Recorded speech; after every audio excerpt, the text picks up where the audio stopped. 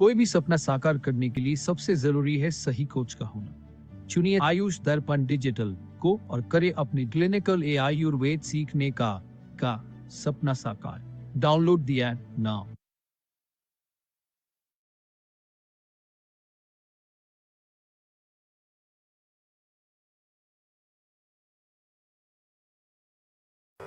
नमामि धन्वन्तरिमादिदेवम्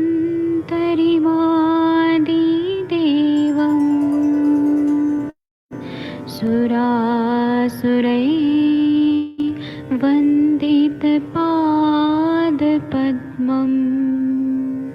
लोके जरामृत्युनाशम्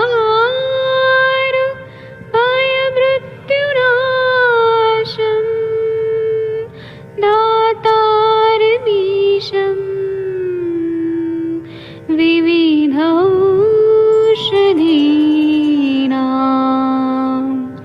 शङ्खं चक्रं जलौकां दधतं मृतघटं चारुतोर्भिश्चतुर्भिः सूक्ष्मस्वच्छादिरुद्यं शुकपरिविलसन्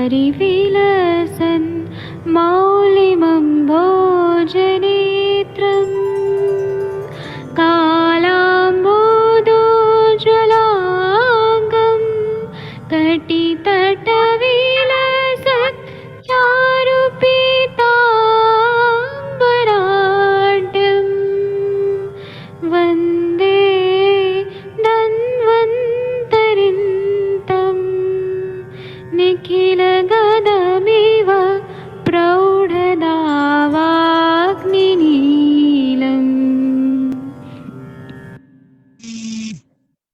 हेलो,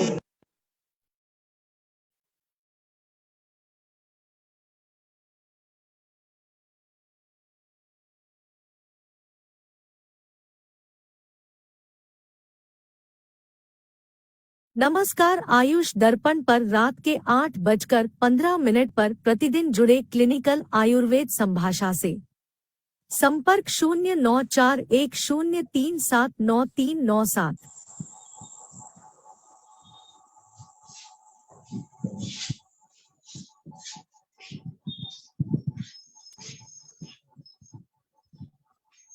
अपने आप पर भरोसा रखें, यही भरोसा आपकी सफलता की कुंजी बनेगा। आयुष दर्पण के YouTube चैनल को सब्सक्राइब करें। नए वीडियो के नोटिफिकेशन को प्राप्त करने के लिए बेल आइकॉन दबाएं। आयुष दर्पण के डिजिटल ऐप को गूगल प्ले स्टोर से डाउनलोड करें।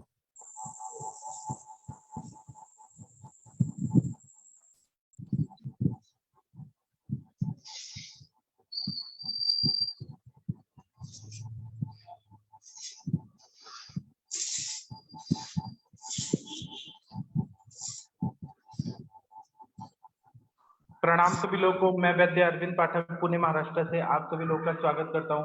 डॉक्टर आलोक श्रीवास्तव जी अगर आप हैं तो कृपया मुझे होस्ट बनाइए। डॉक्टर नवीन जोशी सर ने आपको होस्ट बना दिया। डॉक्टर आलोक सर आप सुन पा रहे हैं कि नहीं? अगर आप आलोक जी आपको बोलना नहीं है तो आप आए क्यों सेशन में? प्रणाम सभी लोगों को। मैं वैद्य अरविंद पाठक पुणे महाराष्ट्र से आप सभी लोग प्रणाम करता हूँ। आप सबके सब भारत के सर्वश्रेष्ठ चिकित्सक है, सभी को मैं प्रणाम करता हूँ। आइए हम लोग क्लिनिकल संभाषण शुरू करते हैं। और आज हम लोग क्लिनिकल संभाषण शुरू करने के पहले विषम ज्वर के बारे में थोड़ा डिस्कस करेंगे और उसके बाद में आप लोग भी अपने अपने केसेस यहाँ पर बताइएगा। विषम ज्वर जब शुरू होता है तो विषम ज्वर होता क्यों है ये जानना बहुत। इनको ज्वर हुआ है ना, ज्वर हुआ है और दवाइयाँ दिया गया और वह पेशेंट ठीक हो गया, ठीक है। लेकिन उसने अभी उसका शरीर दुर्बल है और उसने अपथ्य का सेवन शुरू कर दिया तो उसको दोष फिर से प्रकोपित हो जाते, जाके वह धातुओं में जाने लगते हैं, तब वह विषम ज्वर होने लगता है। अगर रोगी दोष बलवान होगा तो ज्वर उत्पन्न करता है, और जैसे कि अगर रस धातु में जाएगा तो जो ज्वर होगा वह कंटिन्यू 24 घंटे फीवर रहेगा। तो उसको हम बोलते हैं संतत ज्वर। संतत। अगर बहुत सारे दोष रक्त धातु में जाएगा तो उसको बोलेंगे सतत ज्वर। अगर वह 24 घंटे सतत ज्वर जो रक्तगत ज्वर होता है वो दिन में 2 बार आता है, एक बार रात में आता है, एक बार दिन में आता है। अन्य ज्वर जो है वो 24 घंटे में एक बार आता है। तृतीयक ज्वर जो है वो दिन में अल्टरनेट डेज आता है, एक दिन आएगा फिर एक दिन नहीं आएगा फिर आएगा, मतलब तीसरे दिन आएगा, अल्टरनेट डेज नहीं आएगा। चतुर्थक ज्वर जो है वो 2 दिन का ब्रेक लेगा और चौथे दिन आएगा। तो इसी हिसाब से संतत ज्वर जो है जो 24 घंटे ज्वर रहता है वो रक्त धातुगत ज्वर बोलते हैं। सतत ज्वर जो है वह रक्त धातुगत ज्वर बोलते हैं। अन्य ज्वर जो है जो 24 घंटे में एक बार आता है वह मासगत ज्वर बोलते हैं। तृतीयक ज्वर जो है वह जो एक दिन का गैप लेके आता है वह मेदो धातुगत ज्वर बोलते हैं। और चतुर्थक ज्वर जो है तो अस्थि मज्जागत। ये क्या धातुगत ज्वर है तो है, लेकिन इसमें दोष कम बलवान रहते हैं। अगर वो दोष बहुत ज्यादा बलवान होके पूरा धातुओं में संलग्नित हो जाएंगे तब ज्वर, रक्त धातुगत ज्वर ऐसा बोलेंगे, उसकी चिकित्सा अलग बताइए। लेकिन यहाँ पे दोष अल्प बलवान होते हैं, उतनी ताकत नहीं रहती है, तो इसलिए हम लोग रस पाचक रक्त पाचक ऐसे द्रव्यों से इनको ठीक करते हैं। शमन दवाइयों से भी ये ठीक हो जाता है। और इसको विषम ज्वर क्यों बोलते हैं? क्योंकि इनका वेग जो रहता है विषम वेग में रहता है, मतलब अनियमित काल में रहता है, इसलिए इसको, क्योंकि मुक्तानुबंधित्वम विषमत्वम, मतलब ये कब आएगा कब जाएगा इसका कोई टाइम फिक्स नहीं रहता है, ये कभी भी आएगा कभी भी जाएगा, विषम तरह से रहता है। और जो ऐसा बोला जाता है कि नव ज्वर जो रहता है वह कितने दिन का रहता है? तो 9 दिन का जो ज्वर रहता है 9 डेज का, उसको नव ज्वर बोलते हैं। लेकिन ऐसा कोई ग्रंथों में नहीं है, ये एक मान्यता है कि 9 डेज तक रहा। और अगर 21 डेज रहा तो चरकाचार्य जी बोलते हैं कि 21 डेज को क्रॉस करके जो ज्वर कंटिन्यू रहा उसके बाद वो जीर्ण ज्वर हो जाता है, ऐसा हमारे ग्रंथों में बताया गया है। अब ये देखा जाए तो विषम ज्वर 5 टाइप का है। रस धातुगत ज्वर जो रहता है वो संतत ज्वर, सतत ज्वर, अन्य दुष्ट, तृतीयक और चतुर्थक। शुक्रगत ज्वर जो है, शुक्र धातु में अगर ज्वर का मतलब दोष चले गए तो वह फिर असाध्य होता है, इसलिए उसकी चिकित्सा नहीं बताई है। ठीक है, तो विषम ज्वर की चिकित्सा क्या क्या है? तो ऐसा बोल रहे हैं कि विषम ज्वर की चिकित्सा में पटोल इंद्र कुट की तो चरक संहिताओं में बताया ही है, मतलब हमारे आर्ष ग्रंथों में तो बताया ही है। लेकिन और क्या चिकित्सा करना चाहिए? तो ऐसा बताया है कि संपूर्ण विषम ज्वर जो रहता है तो उसमें हमें दोषों के हिसाब से चिकित्सा करना चाहिए। कभी वमन देना पड़ता है, आप भले पाचक दे रहे हैं लेकिन वमन करा दे तो और अच्छा फायदा होगा। विरेचन करा दें, स्निग्ध और उष्ण, कभी स्निग्ध दे कभी उष्ण दे या साथ में दे। स्निग्ध मतलब घी बनाया हुआ, आप ऐसा दवाई दीजिए दीपन पाचन के साथ कि थोड़ा सा मासरस में या यूष कल्पना में थोड़ा घी डाल के दे और उष्ण दे। या फिर मट्ठा का सेवन कराएं, या फिर जो लोग नॉन वेजिटेरियन है वो तित्तिर मास का मासरस पिए तो बहुत अच्छा फायदा होता है। और जो रोगी रुक्ष रोगी हैं तो उनको थोड़ा सा घी डाल के दें और लघु भोजन दें, उनको घृत पान कराएं, थोड़ा ही घी पान कराना है। और अगर घी पान नहीं कर पा रहे हैं तो अनुवासन बस्ते देने के लिए कहा है। उसी तरह से पित्त का ज्यादा संप्राप्ति दिख रहा है विषम ज्वर में, जो कभी भी ज्वर आ रहा है तो विषम ज्वर है तो उसमें दूध उबालकर और दूध में घी डाल के और कुछ ऐसे द्रव्य जैसे त्रिवित डाल दिया या फिर दंती डाल दिया, विरेचन करा दे तो बहुत अच्छा फायदा होगा। और उसमें तिक्त और शीत ऐसे द्रव्यों का प्रयोग करें जो शीत वीर्यात्मक द्रव्य है और तिक्त रसात्मक द्रव्य है, उससे पित्त का जो अनुबंध है विषम ज्वर में उसमें बहुत अच्छा फायदा होता है। ठीक है, उसी तरह से वात का आधिक्य है तो घृत और अनुवासन बस्ती दें। अगर कफ का आधिक्य है तो वमन दें, पाचन दें, रुक्ष अन्नपान का सेवन कराएं, लंघन कराएं कपच ज्वर में, कपच विषम ज्वर में, और उसमें थोड़ा सा कषाय और उष्ण रस प्रधान द्रव्यों का प्रयोग करें। विषम ज्वर के लिए तो अपने चरक संहिता में स्टैंडर्ड दिया ही है, रक्त पाचक वाले द्रव्य दिए हैं चरक संहिता में। 201 नंबर के श्लोक थे ज्वर चिकित्सा में, वो तो दिया ही है स्टैंडर्ड। लेकिन उसके अलावा भी और भी बहुत कुछ बताया है कि जैसे कि बाल हरित की और काला जो मनुक्का होता है किशमिश और जीरा, इसका काढ़ा बनाकर विषम ज्वर में दे, कोई भी तरह का विषम ज्वर में दे। बाल हरितकी, काला जीरा और काला अंगूर का ये जो मनुक्का होता है वो देने से बहुत अच्छा फायदा होता है। या शुंठी, पिपली मूल, सौंफ और आरगवद, हरितकी, इनका काढ़ा बनाकर सेंधा नमक डाल के दें तो वो विषम ज्वर में पाचन भी करता है और रेचन भी करता है। इसी तरह से काला द्राक्षा, त्रिफला, शुंठी, धनिया, इनका काढ़ा विषम ज्वर में पाचन के लिए देने से बहुत अच्छा फायदा होता है। इसी तरह से कुमारी का जो कंद होता है, एलोवेरा का जो रूट रहता है, वह उसका कल्क बना के और उसको अगर सेवन कराया जाए तो हर तरह के विषम ज्वर में बहुत अच्छा फायदा करता है। और वो भी भूखे पेट गर्म पानी के साथ। अगर एलोवेरा का जो रूट है या एलोवेरा का जेल भी दे दिया जाए ना भूखे पेट, तो हर तरह के विषम ज्वर में बहुत अच्छा फायदा करता है। इसी तरह से यष्टि मधु, धमासा, बासा, त्रिफला, उशीर, गुड़ुची, मुस्ता, इनका काढ़ा बना के मिश्री डाल के अगर सेवन कराएं तो विषम ज्वर में बहुत अच्छा फायदा करता है। या फिर मुस्ता, कंटकारी, गुड़ुची, शुंठी, आंवला, इनका काढ़ा करके शहद डाल के और पिपली चूर्ण का प्रक्षेप डाल के दें तो ये विषम ज्वर, हर तरह के विषम ज्वर में पैदा करता है। या फिर पटोल, कुटकी, यष्टि मधु, हरितकी, मुस्ता, इनका काढ़ा करके विषम ज्वर में दें तो तुरंत ही फायदा होता है। या पटोल, नीम, फिर उसके बाद में बृहति मूल, इंद्र, गुरुचि, इसका काढ़ा दें तो और शहद डाल के दें तो पुराना से पुराना विषम ज्वर जो है, विषम ज्वर पुराना भी हो सकता है ना, बहुत सालों से आ रहा है, उसमें भी बहुत अच्छा फायदा करता है। इसी तरह से भारंगी मूल, पित्त पापड़ा, शुंठी, अडुलसा, पिपली, चिरायता, नीम, गुड़ुची, मुस्ता, धमासा, इनका काढ़ा अगर हम दें तो यह जीर्ण ज्वर, धातुगत ज्वर, हर तरह के धातुगत ज्वर, उपद्रवी विषम ज्वर में सभी में एक फायदा करता है। और ये दिन में 2 बार लेना चाहिए ऐसा बोला है। उसी तरह से भारंगी मूल, मुस्ता, पित्त पापड़ा, धमासा, शुंठी, चिरायता, कुष्ठ, पिपली, फिर रिंगणी, गुड़ुची, कंटकारी, इन सब अन्य ज्वर, तृतीयक ज्वर, चतुर्थिक ज्वर में बहुत अच्छा फायदा होता है। इसी तरह से हल्दी, पिपली, मरीच, सेंधा नमक को तेल में अगर खल के अंजन कराया जाए, अंजन का भी हल्दी, पिपली, मरीच और सेंधा नमक तेल में मिक्स करके और अंजन करें, बहुत अच्छा फायदा होता है। इसी तरह से पिपली, सरसों, बच्चा, कुष्ठ, इनको स्तंभ में लेके लहसुन के रस में मिक्स करके और अंजन करना है तो उससे भी बहुत अच्छा फायदा होता है। या काली मिर्च का चूर्ण को काली मिर्च का चूर्ण को तुलसी के रस के साथ लेने से विषम ज्वर में बहुत अच्छा फायदा करता है। या निम्बादी चूर्ण का प्रयोग करें, अमृत शतफल घृत का प्रयोग करें, फल घृत का प्रयोग करें, चंदनादि घृत का प्रयोग करें तो विषम ज्वर में बहुत अच्छा फायदा होता है। और ये जितने भी दवाइयां हैं वह सब अग्नि बल को देख के और क्या बॉडी को साथ में क्या साथ में वह देख के अगर करें तो बहुत अच्छा फायदा होता है।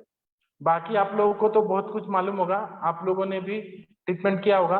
और विषम ज्वर जब भी आता है, मतलब फीवर कभी भी आ रहा है, विषम रूप में आ रहा है, तो पुराना चावल होता है उसका हमें मंड बनाना है और उसमें सेंधा नमक डाल के वो देना है। या फिर ये जो जूस होता है वह देना है। या फिर बॉईल करके जो पानी रहता है, पानी का क्वाथ, पानी को ही 1/4 करके 1 लीटर को 1/4 किया, 250 ml किया, वह देना है। भिंडी का सब्जी दें, परवल का सब्जी दें, चौलाई साग का सेवन कराएं तो बहुत अच्छा फायदा होता है। विरेचन कराएं, वमन दें और देव और ब्राह्मण का पूजा करें, शुभ कर्म करें, दान दक्षिणा करें तो देव व्यापाश्रय चिकित्सा भी हो गया। इस तरह से करने से बहुत अच्छा फायदा होता है। अब आप लोग बताइए, आप लोग को कोई केस डिस्कस करना है तो अनम्यूट करने का ऑप्शन दिया हुआ है, कुछ बताना चाहते हैं तो बताइए। कंचन मैम, आप कोई केस या कॉलेज के बारे में बताना चाहती हैं तो बता सकती हैं। प्रणाम सर। जी मैम बताइए।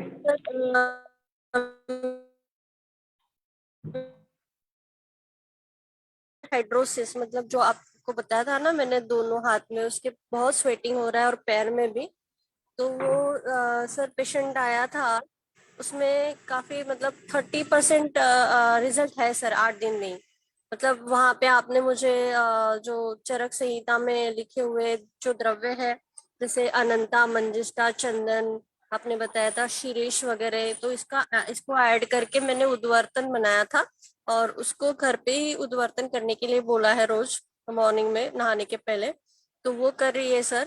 और मेडिसिन में मैंने मेदोपाचक ऐड कराया है और कामदुधा वगैरह मैंने दिया है।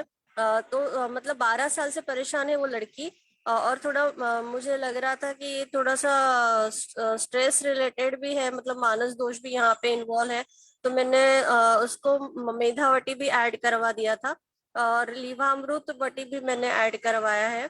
तो सर 30% रिजल्ट मुझे 8 दिन में ही मिला है। बहुत परेशान थी वो बच्ची, और मतलब इवन 22-23 साल की है, चपाती बनाने जाए तो भी इतना स्वेटिंग होता था उसको कि मतलब नहीं पाती थी। तो मुझे बोल रही है कि ये 8 दिन में कुछ दिन ऐसे थे उसमें कि वो इजीली उसने चपाती बनाई, कुछ दिन ऐसे थे कि सेम तकलीफ रही। अभी ऐसे हो रहा है कि मतलब कभी कभी एकदम नॉर्मल लगता है और कभी फिर से वैसे ही लगता है। तो सर ये मैं कंटिन्यू करूं या और कुछ ऐड भी कर सकते हैं हम ये केस में? तो मुझे प्लीज बताइए, क्योंकि काफी लंबे समय से परेशान है वो बच्ची। जी सर। वो ठीक है, लेकिन अभी क्या सिम्टम क्या है, मेन सिम्टम क्या है? सर वो हाथों में अभी बहुत ज्यादा क्या स्वेटिंग तकलीफ हो होता रही है, है? हाथों में और पैरों में।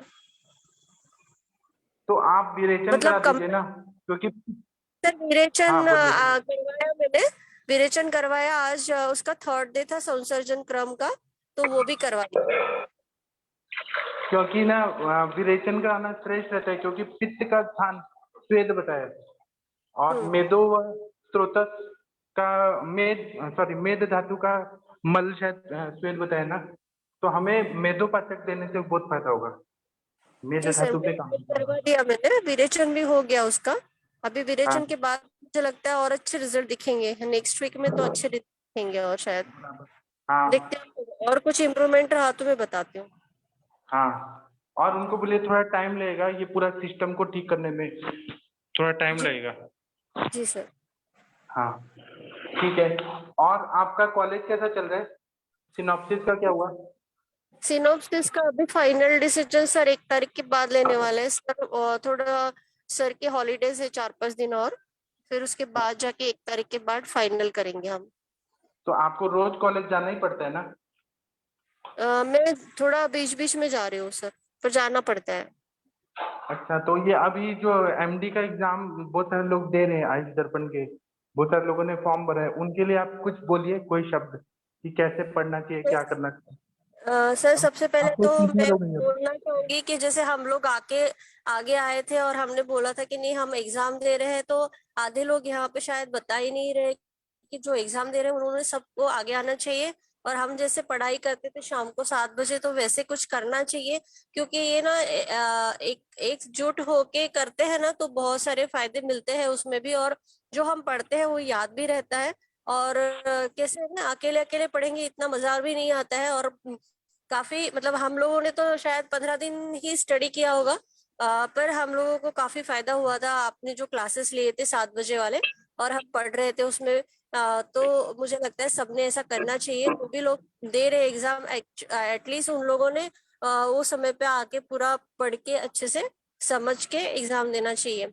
और मैं बोलूंगी, मैंने तो जैसे अभी टाइम कम है, तो जो अभी प्रिपेयर करना स्टार्ट किए हैं, तो वो परीक्षा बुक लेके हम जैसे बैठ रहे थे वैसे ही सेम वो बुक पढ़े।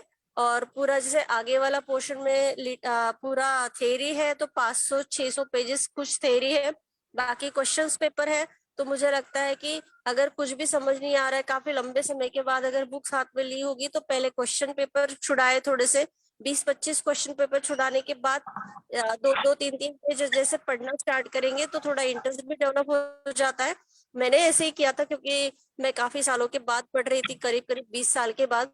तो मैंने पहले 100-150 पेपर्स सॉल्व किए, फिर आगे का पढ़ना स्टार्ट किया। और फिर जैसे जैसे मेरा इंटरेस्ट और अच्छा आया, 5-6 दिन में मुझे अच्छा लग रहा था, तो मैंने पूरी थ्योरी अच्छे से पढ़ ली। फिर क्वेश्चन पेपर भी मोस्ट ऑफ मतलब 70% वो बुक को मैंने पूरा अच्छे से पढ़ लिया था। तो सर एटलीस्ट क्वालिफाई होने जितने मार्क्स तो आराम से मिल जाते हैं अगर उसको अच्छे से पढ़ ले तो। लेकिन इस साल लोग बता भी नहीं रहे, फॉर्म भरे हैं लेकिन आ नहीं रहे पढ़ने, तो हम कैसे पढ़ रहे हैं? हाँ सर, वही वही मैं चाहती हूँ कि ये लोग कहा बताएं।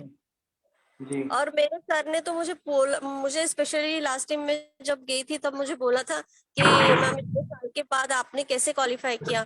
तो मैंने बोला मैंने 15 दिन स्टडी किया था और आपका नाम लेके हमारा ग्रुप है वगैरह सब बताया था उनको, और उनको बोला था तो बोले 15 दिन में क्वालिफाई करना और 15 दिन स्टडी पे क्वालिफाई करना बहुत बड़ी बात होगी मैम। ये मतलब मैं तो बाकी लोग साल साल भर भी पढ़ लेते हैं तो भी उनका क्वालिफाई भी नहीं होता है। तो मैंने बोला सर हम जितने भी पढ़ रहे थे वो सभी क्वालिफाई कर गए थे उस समय, और ये शायद हमारे सर का भी आशीर्वाद ही था, ऐसे बोल के मैंने उनको बोला कि हमारा शायद सर का ही आशीर्वाद था कि हम लोग सब क्वालिफाई कर गए और सेम सब्जेक्ट लिया सबने, मोस्ट ऑफ सबने ही सेम सब्जेक्ट लिया। जी सर। हाँ, और मोनिका मैम तो टॉपर आई थी। मोनिका मैम ने तो बहुत अच्छे से पढ़ा था, मुझे अभी भी याद है मोनिका मैम कितना अच्छे से सिंसियरली सब पढ़ रही थी। जी सर। बहुत अच्छे मार्क्स आए थे सभी को। अभी इस बार कोई बता ही नहीं रहा है, शायद एग्जाम दे रहा है तो कोई बता ही नहीं पा रहा है। नहीं, फॉर्म भरा है लोगों ने, मुझे इतना मालूम चला है, लेकिन वो पढ़ने के लिए इंटरेस्टेड नहीं है, तो मैं कैसे करूं? अगर कोई पढ़ना चाहेगा तभी हम पढ़ाएंगे ना। ठीक है, कोई बात नहीं। बाकी शशि मैम आप कुछ बताना चाहती हैं? अनामिका मैम कुछ बोलना चाहती हैं? शशि तिवारी मैम आप खाना खा रही हैं शायद। अनामिका मैम कुछ बोलना चाहती हैं? हाँ जी सर, गुड इवनिंग सर। आपने फॉर्म भरा है ना मैम? सर फॉर्म मैंने अभी तक तो नहीं भरा है। आपको देने का? हाँ, अभी तैयारी भी कुछ नहीं है और फॉर्म भी अभी देखती हूँ मैं, कल लास्ट डेट है, कल देखते बैठती हूँ भरती हूँ। जी सर। फिर आप कुछ भी होगा तो हम पढ़ा देंगे आपको तो टॉपर आना है। ठीक है मैम, आप बताइएगा कुछ डिफिकल्टी है कि फॉर्म भरने में तो पूछिएगा कल्चर मैम से। जी सर। जी सर, थैंक यू मैम। और अनामिका मैम कुछ आप बोलना चाहती हैं? कोई केस रिलेटेड, कोई केस डिस्कस करना चाहती? Hello sir. हाँ, हाँ जी। मेरे एक बात रक्त का पेशेंट थी, उनका तो मैं दर्द जो पेन वगैरह था और जो चलने में तकलीफ था वो मैंने तो उनको कैशोर गुग्गुल, अमृता गुग्गुल और शुंठी गुरुची ये सब दे के और आम पाचन करके वो पेन तो उनका सबसाइड हो गया, मगर उनका ना दोनों हाथों में डिफॉर्मिटी आ गया है, वो एल्बो जॉइंट में। मैं फोटो भी ग्रुप में डालती हूँ, ये कैसे, इसको क्या किया जाएगा यही मैं जानना चाहती हूँ। आप आम बात तो ठीक कर दीजिए। हाँ, अभी तो वो सर चल रहा है उसका जो ट्रीटमेंट है, मगर ये तो ये बहुत प्रॉब्लम है इनका, मैंने पहले से यही प्रॉब्लम है।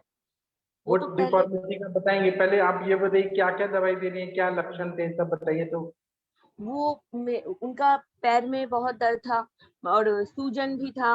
मैंने उनको पहले तो आम पाचक बटी दिया था और पुनर्नवा गुग्गुल दिया था, कैशोर गुग्गुल दिया था और शुंठी और गुरुची का वो काढ़ा दिया था और बहुत, और फिर उसके बाद नीरामा बस्ता जब आए तब महाजगोराज गुग्गुल भी उनको चलाया था। और ये अभी पेन उतना ज्यादा उनको नहीं है, पहले से थोड़ा कम हुआ है, और गोल्ड मेडिसिन भी बीच में उनको चलाया था, समीर पन्नग रस दिया था। मगर ये जो कढ़ाई में जो वो डिफॉर्मिटी हो गया है, इसमें मैं इसको क्या करे, कुछ मैंने क्या अभी तक कुछ इम्प्रूव नहीं है। आप फोटो लिख देना, तो फोटो देखने हाँ, जरूर, मैं ग्रुप में फोटो डाल रही हूँ इस व्यक्ति का। ठीक है मैं भी डालती हूँ। अभी अंजना मैम भी आ गई है, किसी को गायनेक रिलेटेड कोई केस पूछना है तो पूछ सकते हैं। कोई किसी का केस है जो नहीं आ रहे? गंगवार सर आपको पूछना है तो पूछ सकते हैं। कविता मैम पूछिए। मैम कविता मैम, किसी को पूछना है तो पूछिए, कोई केस बताना है तो बताइए। डॉक्टर वर्षा मैम, केस डिस्कस करना है आपको? कुछ बोलिए आप लोग, ऐसे शांत मत रहिए, नहीं तो मैं। सर। हाँ जी बताइए सर। सर मुझे केस के बारे में बात करनी है। हाँ बताइए सर। मेरे पास कल भी एक पेशेंट आया था सर, आज भी एक पेशेंट है यार, उसका सर सिम्टम दोनों के सेम थे। जैसे कि वो आते हैं बोलते हैं कि हमें ना कुछ भी चीज देखने से डर लगता है। सपोज करो कि एक भय रहता है, कहीं ये जो गाड़ी मेरे ऊपर ना चढ़ जाए, कहीं छत मेरे ऊपर ना गिर जाए, कहीं मैं पानी में ना गिर जाऊं, या ये बिजली का जो तार मेरे ऊपर ना गिर जाए। ऐसे मतलब ऐसे ऐसे सिम्टम्स थे उसमें जो उन्होंने बताया कल भी और आज भी सर। सेम 2 पेशेंट अलग अलग आए, दोनों ने सेम सिम्टम बताए मुझे। क्या उनको क्या मन का कुछ ऐसे एंग्जाइटी वगैरह हो रहा है क्या? हाँ सर, उनको ना मन का वहम सा रहता है सर, जिसके वहम हो जाता है, भय रहता है जैसे ही। अच्छा। तो सर मैंने डिटेल स्टडी की, उनको हेतु मैंने जानने की कोशिश करी। तो उनमें डॉक्टर साहब स्रोतो दृष्टि और दिवास्वपन और ग्रहणी दृष्टि के पूरे जो सिम्टम्स सारे वो मुझे मिले टोटली। ये तो ठीक है, लेकिन मन का क्या मिला हिस्ट्री कि वो क्या बहुत ज्यादा शॉक में गए या फिर डिप्रेशन में थे, स्ट्रेस में थे, फ्रस्ट्रेशन में थे? डॉक्टर साहब यही तो प्रॉब्लम है कि उनमें ना वो कोई सिम्टम नहीं है, मन भय दुष्ट कुछ ऐसा नहीं बोल रहा नहीं हूँ, मिला। आप उनका थोड़ा हिस्ट्री पूछिए उनके रिलेटिव से कि उनके लाइफ में कुछ तो ऐसा हुआ था क्या कि जिससे वो बहुत ज्यादा सोचने लगे, ओवर थिंकिंग होने लगा, नींद नहीं आ रही, मन। अब क्या है कि आपने बताया ग्रहणी दृष्टि है, ठीक है, ये है विरुद्धन सब है, ये सारा। तो वो मनोवश स्रोतस में क्यों गया? उनका या तो एंग्जाइटी होगा, या क्रोध होगा, ईर्ष्या द्वेष होगा, ओवर थिंकिंग होगा, या घर का वातावरण कुछ स्ट्रेसफुल होगा, वो भी निकालिए आप। और दूसरा, मन का उनका कैसा है कि मन मतलब डिप्रेशन में है, एंग्जाइटी में है, क्रोध में है, कैसे है वो? डिप्रेशन में जैसे पेशेंट डिप्रेशन में जैसे होता है ना, उस टाइप से उनके उसमें था, डिप्रेशन में था पेशेंट। तो डॉक्टर साहब मेरा पूछने का सिर्फ ना एक ये था कि जैसे ना कि क्या ग्रहणी दृष्टि की वजह से भी मनोवैध दृष्टि हो जाती है, या मनोवैध दृष्टि की वजह से ग्रहणी दृष्टि होती है? दोनों होगा, लेकिन वो कितना दिन तक था मन का जो था उनका? अनामिका मैम, हमें ऐसा लग रहा है ममता बनर्जी बोल रही हैं। Anamika ma'am, hello, sorry sir, आपका सब आवाज ऐसे मुझे ममता बनर्जी बोलने लगी। हाँ हाँ, जागीर जी, उनका कितना दिन का वो डिप्रेशन का हिस्ट्री था, वो भी थोड़ा निकालिए, ठीक है? अब आपको चिकित्सा करना है तो उन्माद जैसा चिकित्सा करना है, तो आप उनको तीक्ष्ण नस्य दीजिए, संज्ञा स्थापन गण के द्रव्य जैसे बच्चा तेल, ज्योतिषमती तेल, ब्राह्मी तेल, इन सब का नस्य दे सकते हैं। तो इससे शिरोविरेचन भी होगा और मनोबल स्रोत की शुद्धि होगी। दूसरा, आपको ग्रहणी पे काम करना है पूरा, तो आप परपति जल दीजिए, अग्नि पे काम करिए, और उनका ये हेतु सेवन बंद कराइए, है ना? उनका आचार रसायन कराइए, दिनचर्या अच्छा करिए, ऋतुचर्या अच्छा करिए, उसके बाद में ब्रह्मचर्य पालन, नींद अच्छा होना चाहिए, लाइफस्टाइल पूरा चेंज करिए, सूर्य नमस्कार, योग, प्राणायाम, ये सब रहे, और फिर आप करिए, देखिए बहुत अच्छा फायदा। उन्माद की सारी चिकित्सा करना है। तो डॉक्टर साहब दोनों पैरेलल चलेंगे, ग्रहणी दृष्टि की चिकित्सा प्लस उन्माद वाली भी, है ना? साथ साथ दोनों चलेंगी। उन्माद की सारी चिकित्सा, जैसे कि उन्मादगत केसरी रस है, फिर उसके बाद में आप महाकल्याण घृत, पंचगव्य घृत, ब्राह्मी घृत, सारस्वत घृत, उन्माद की सारी चिकित्सा आपको करना है। उसमें भी देखिए कि कफज उन्माद है क्या, मतलब वो पेशेंट डिप्रेशन में है तो कफ का है, तो उसमें कटु तिक्त कषाय रसात्मक वाले द्रव्य, जैसे हिंगवादी घृत होता है संहिता में, हिंगवादी घृत, तो अगर आपको अवेलेबल है तो ठीक है, नहीं तो बना लीजिए। जी डॉक्टर साहब, जी थैंक यू। डॉक्टर साहब एक पेशेंट और मेरे पास, एक गर्ल है 19 साल की, और 1 महीने उसका ट्रीटमेंट चल रहा है। डॉक्टर साहब उसको ना श्वेत पर्दर की कंप्लेंट थी, जो मैं 1 महीने से ट्रीटमेंट कर रहा हूँ उसका। और डॉक्टर साहब वैसे तो ठीक रहती है, जैसे ना उसके पीरियड स्टार्ट होता है, पीरियड स्टार्ट होकर के मतलब जब पीरियड एंड हो जाता है उसके 4-5 दिन लगातार कंटिन्यू रहता है उसको श्वेत पर्दर। तो वो उसमें क्या हेतु क्या है? हेतु डॉक्टर साहब उसका भी फास्ट फूड वगैरह खाना या इस तरह से जो है ना, स्रोत दृष्टि का ही है डॉक्टर साहब उसका ही मेन। अच्छा, हाँ जी, हाँ जी। और कफज प्रकृति में है पेशेंट। अच्छा, और डॉक्टर साहब उसको सिर्फ 4-5 दिन ही रहता है, जो ल्यूकेरिया है ना, वो पीरियड खत्म होने के 4-5 दिन रहता है, उसके बाद वो ठीक हो जाती है अपने आप ही। और जब होता है तो बहुत ज्यादा होता है, फाउली से एक स्मेल आती है, बहुत ज्यादा वीकनेस हो जाती है पेशेंट, ऐसे ऐसे सिम्टम्स आते हैं उसमें। अच्छा जी ठीक है। तो आप कॉन्स्टिपेशन की डॉक्टर साहब थी, वो मैंने कॉन्स्टिपेशन ठीक है उसका, मैंने वो करा था उसका ट्रीटमेंट, वो ठीक है उससे। मैं कुछ दवाइयाँ बता देता हूँ, बाकी आप अंजना मैम से पूछिए। इसमें जी। हम लोग क्या दे सकते हैं, तो पुष्यानुक चूर्ण को तंदुलोदक के साथ दे सकते हैं, श्वेत वो प्रदर दे में रहा हूँ बहुत लगता है 1 महीने से। हाँ, उसके बाद में जी। लुद्रासव है, जी। अच्छा काम करता है। उसी तरह से ये प्रद्रांतक लौ है ना, प्रद्रांतक लौ है, उल्बद्रस है, ये अच्छा काम होता है। जी। और वहाँ पे धावन करना, योनि धावन, त्रिफलाक्वाथ या यस सर। पंचफलाक्वाथ से। और हमें उसमें ग्रहणी कोई हिस्ट्री क्या नहीं करना है, पड़ता कंडू है। वगैरह की कोई हिस्ट्री नहीं होती, तो उसमें धवन क्लेमेंस मैंने दिया उसको, पर हिस्ट्री कोई नहीं थी कंडू की उसमें ना, योनि धवन में, तो इसलिए थोड़ा सा। ग्रहणी की चिकित्सा करना पड़ेगा। बाकी अंजना मैम से पूछिए, डॉक्टर जी। अंजना मैम, आप अंजना अगर मैम। हेल्प कर सकते हैं तो करिए प्लीज। डॉक्टर अंजना मैम, जागीर सिंह जी के एक पेशेंट हैं जिनको श्वेत प्रदर हो रहा है। अंजना मैम आप सुन पा रही हैं? मैम तक आवाज नहीं जा रही है। कंचन मैम, अच्छा अंजना मैम आ गई। नमस्कार सर, सभी लोग को नमस्कार। प्रणाम अंजना मैम। जी जी, एक्चुअली सर क्या है ना, कॉल बहुत जरूरी होता है। जैसे हम हेतु की बात करते हैं ना, जी यहाँ भी मैम। जो श्वेत प्रदर है या रक्त प्रदर है या किसी भी तरह का जो प्रदर है, जी मेन मैम। वही जो मेन होता है, रस धातु की दृष्टि माना जाता है। वहां पर जी अगर मैम। हेतु ढूंढना रहता है, उसका जी सबसे बड़ी बात हम अक्सर पूछते हैं कि वेट क्या है, उसकी हाइट क्या है, जी। और उसका जो है स्टेटस क्या है, मतलब ऑब्स्टेट्रिक्स की हिस्ट्री क्या है, मेंस्ट्रुअल हिस्ट्री क्या है।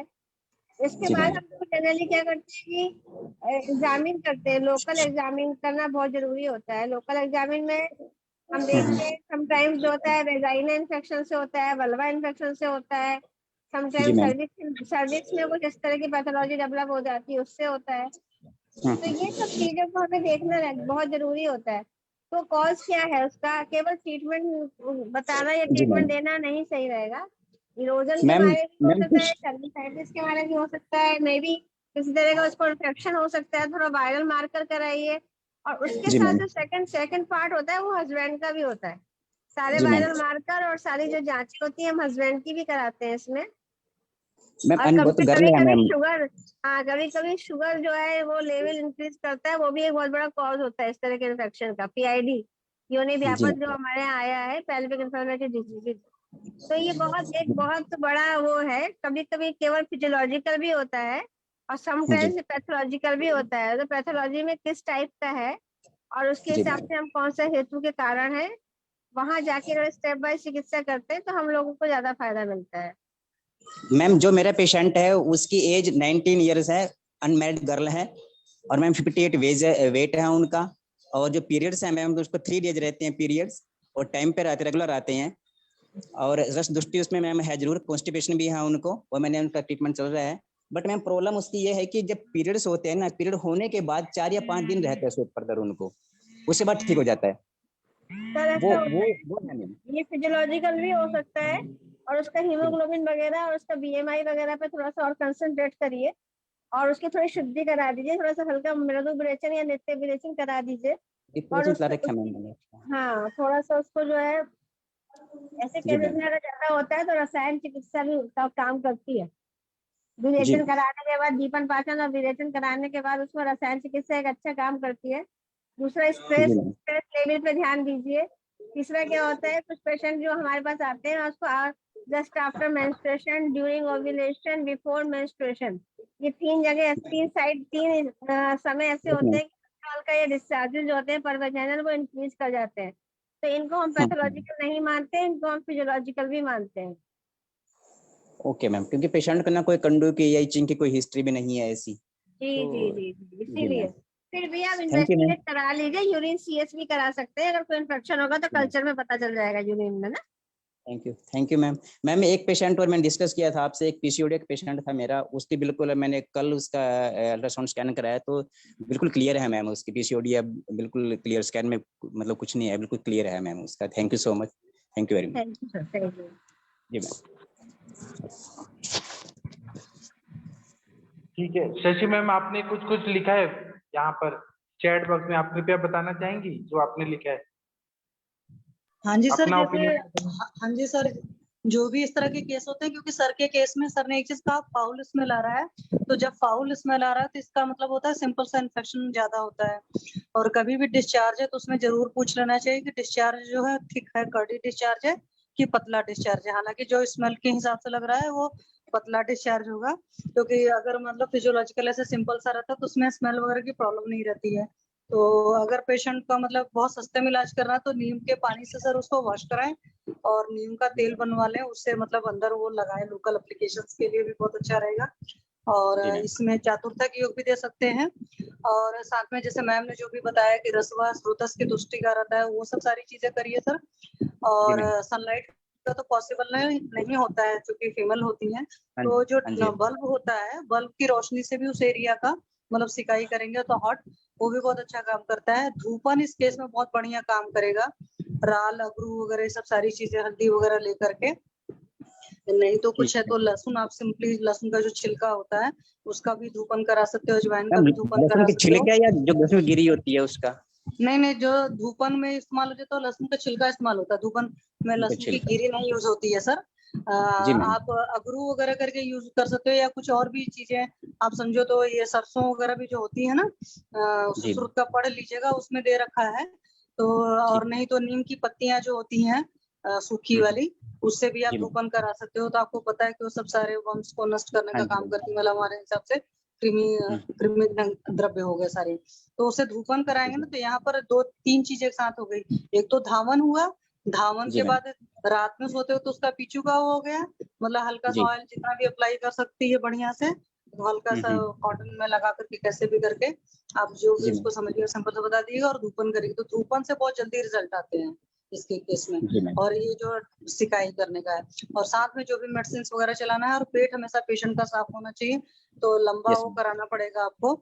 और मैम ने जैसे बताया कुछ मृदु विरेचक दे सकते हो आप, उसकी प्रकृति के हिसाब से डिसाइड करके दे लीजिए, या ऐसे यस देख लीजिए तिक्त द्रव्य की जो औषधियां रहती हैं वो भी इस तरह की जगहों पर बढ़िया काम मैम। करती है। और एक दो तीन चीजें बहुत सिंपल सा उसको बोलना है सर, कि जी पेशेंट जो मैम। है जीन्स नहीं पहनेगी, ठीक है, उसको बोलिए कि जी 2-3 महीने के लिए जीन्स पहनना अवॉइड करो, और बिल्कुल हम्म, 100% कॉटन के कपड़े पहनेगी। और ऐसी पेशेंट है तो उसको जो अंडर गारमेंट्स है दिन भर में कम से कम 2 से 3 बार चेंज करें, इस बात का भी ख्याल ठीक। रखें। और बहुत खुले खुले कपड़े पहने, मतलब कि एयर का वेंटिलेशन ज्यादा हो, जहाँ वेंटिलेशन नहीं होगा तो वहां पर अंदर इन्फेक्शन रह जाता है, फिर ठीक होने में पेशेंट का टाइम लगता है। और हमेशा उसको सूखा रखें, मतलब वॉशरूम जब जाती है तो पेपर नैपकिन वगैरह से ये सब जी जो मैम। सिंपल हाइजीन वाली जो चीजें हैं वो सारा मेंटेन रखें। और जीन्स वगैरह और कुछ भी मोटे कपड़े या सिंथेटिक कपड़े नहीं पहनने हैं, इस बात का जी पूरा ख्याल रखें तो फिर जल्दी रिकवरी होगी सर। जी sir. Thank you ma'am. Thank thank you. You sir.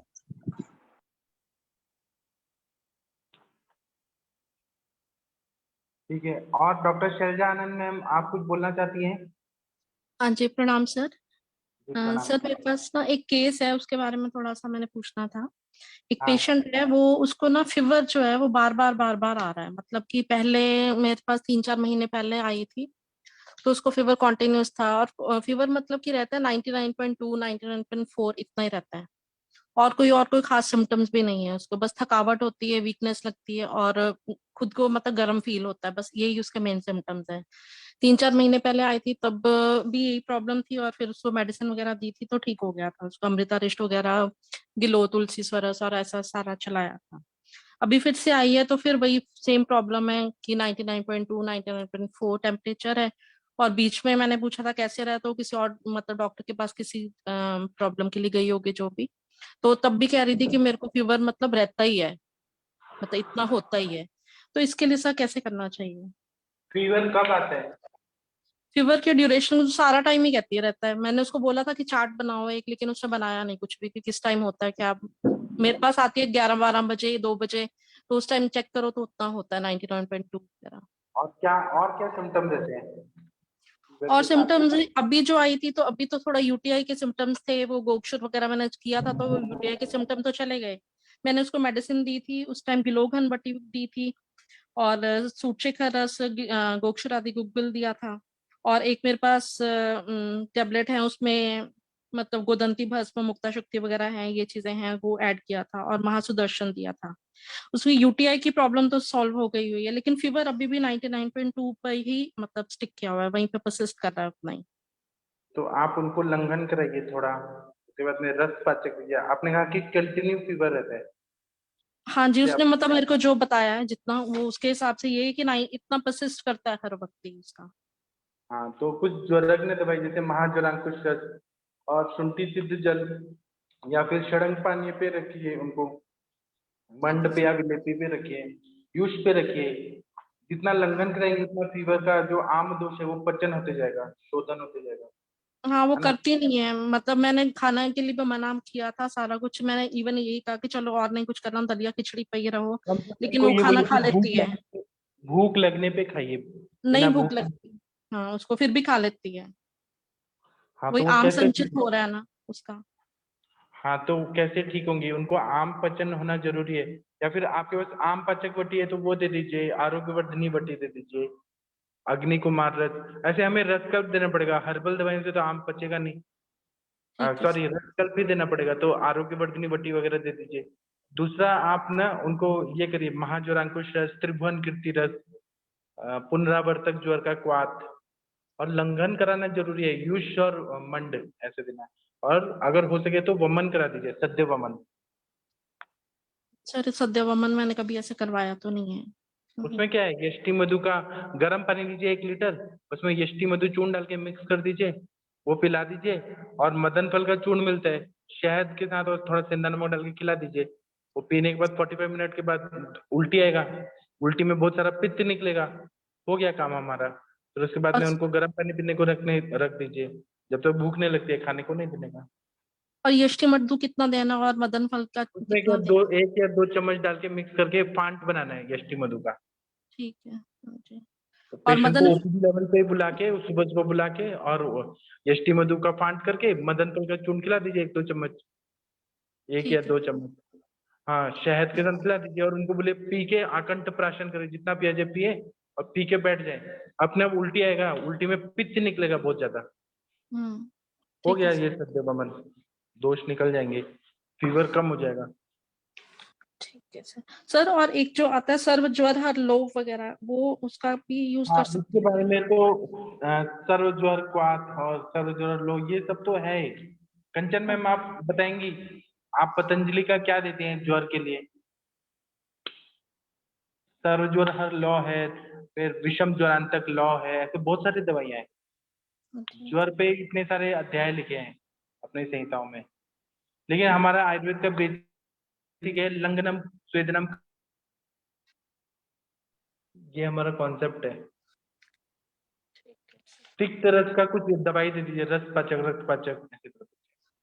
Sir ये जो आम पाचक देना है या ये मैं कितनी टैबलेट से शुरू करूं? मतलब आपकी वाली मेरे पास है तो मैं 5 से शुरू करूं या 5 कैसे? करिए, 10 करिए, आपके पेशेंट को कितना सूट करता है उतना हिसाब से दे दीजिए। आम का पचन होते जाएगा ना, अपने आप हाँ पेशेंट का फीवर कम होते जाएगा। ठीक है। और ये साथ साथ ही शुरू कर सकती हूँ ना, आम पाचक भी और रस पाचक हाँ। भी साथ साथ ही ऐड कर दूं? और पेशेंट परहेज नहीं पालते हैं ना तो कोई बात नहीं, थोड़ा टाइम ज्यादा लगेगा लेकिन ठीक हो जाएंगे। और नहाना भी नहीं बंद कर रही हैं, और फीवर में एक्सर्शन वगैरह भी हो रही खाना है, भी तो, सारा अभी हम ऐसे ओवरवेट भी पेशेंट है। को भी तो हमें ठीक करना है ना, तो थोड़ा टाइम ज्यादा लगेगा लेकिन ठीक हो जाएंगे। ठीक है सर। हाँ जी, ठीक है, थैंक यू सर। लेकिन आप उनका पूरा पाचन कराएंगी, अपनी दवाई इतनी स्ट्रांग होनी चाहिए, जैसे आम पाचक वटी है वो पाचन करा ही देगा, तो वो कितना ठीक भी है। खाए लेकिन वो पच ही जाएगा, सारा कुछ हो ही जाएगा ठीक। ठीक है सर। हाँ जी, ठीक है, thank you sir. Thank you. आप बताइएगा ये केस के बारे में, जो पेशेंट परहेज नहीं पालते उनका ट्रीटमेंट करके क्या फायदा हुआ। ठीक है। हाँ जी सर। इनके केस में कोई हेल्प करना चाहे तो कर सकते हैं। डॉक्टर सुरेंद्र शर्मा जी, कंचन मैम, कुछ बताना चाहेंगे आप लोग इनके केस में क्या करना चाहिए? या प्रभात जी कुछ बताइए प्लीज। नहीं, ठीक है। डॉक्टर वर्षा मैम, आपके ससुर जी कैसे हैं? शायद मैम तक प्रणाम आवाज। सर, अभी ठीक है। अभी उनको क्या दिया आपने 2-3 दिन में खाने पीने को? अभी कल रात को भी सब्जी रोटी खाई थी और आज भी सब्जी रोटी ही खा रहे हैं। मतलब कल रात को कितना एक रोटी और दाल चावल, हाँ। कल रात को एक रोटी और 1 कटोरी दाल चावल, और आज अभी 2 रोटी और सब्जी खाई है खुद बस। अच्छा, और सुबह? सुबह में खिचड़ी खाई है आज, और कल तो दाल चावल ही खाए थे। कल दाल चावल सब्जी सुबह, कितना थोड़ी क्वांटिटी सी सलाद। कितना हाँ, क्वांटिटी खा पा रहे हैं? 1 कटोरी चावल पके हुए और 1 कटोरी दाल।